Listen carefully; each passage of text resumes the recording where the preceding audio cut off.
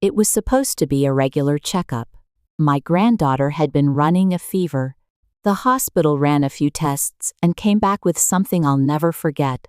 Ma'am, just a heads up, her blood type is AB. We'll need to make sure the parents are aware in case of a transfusion. My heart stopped for a second.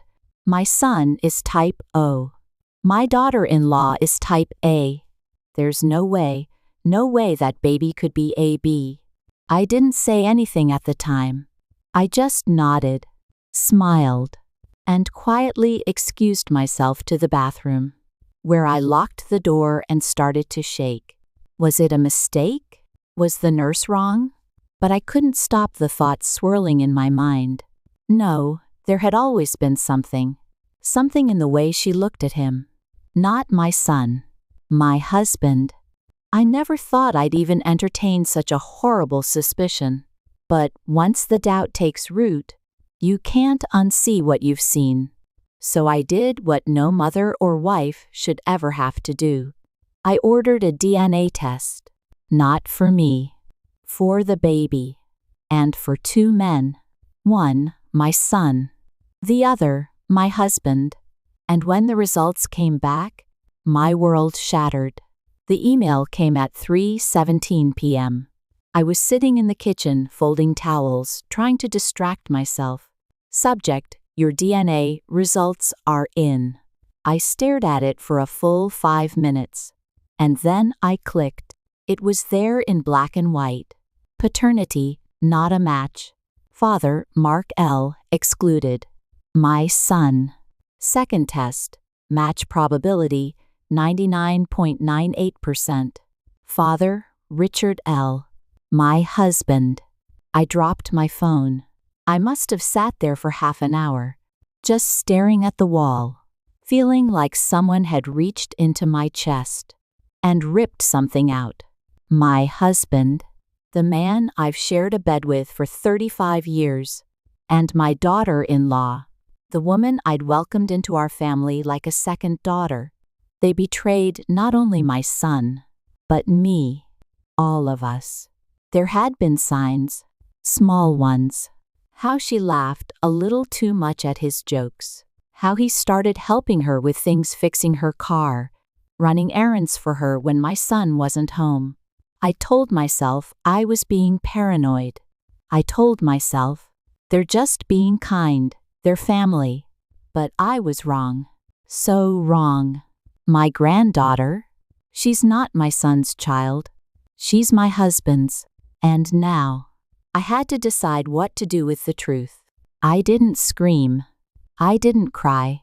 I just printed out the DNA report and made 3 copies. One for my husband, one for my daughter-in-law, and one for my son. That night, I made dinner like usual. Meatloaf, mashed potatoes, his favorite. We all sat around the table. My husband across from me. My son and his wife on either side. I waited until my son had taken his last bite. Then I stood up, placed the 3 envelopes on the table, and said, "Read them." What is this? Where did you get this? No, this isn't. This can't be. My son looked up, pale as a ghost. Mom, what does this mean? I looked him in the eye. It means the little girl you thought was your daughter isn't. It means your wife has been sleeping with your father. What? I'm sorry. I didn't mean. Why would you do this now? They all shouted. I didn't. I just stood there, watching the 3 people who'd destroyed our family turn on each other like strangers. My son ran out of the house. She followed, sobbing. And my husband? He stayed. He didn't apologize. He just sat there, staring at his plate, like he didn't know who he was anymore. But I did. I knew exactly who he was now. And I knew what I had to do next. The next morning, he was gone. My husband. He didn't leave a note. Just a half-empty closet and a set of house keys on the counter. My son didn't come home that night, or the night after. I was alone. In the house I'd kept warm for decades, surrounded by silence, I thought I'd feel broken, but strangely, I felt clear. For the first time in years, I wasn't being lied to anymore. I made a few phone calls, first to a therapist, then to a lawyer. I told her everything: the DNA test, the betrayal, the emotional trauma. You have strong grounds for divorce on adultery and emotional abuse.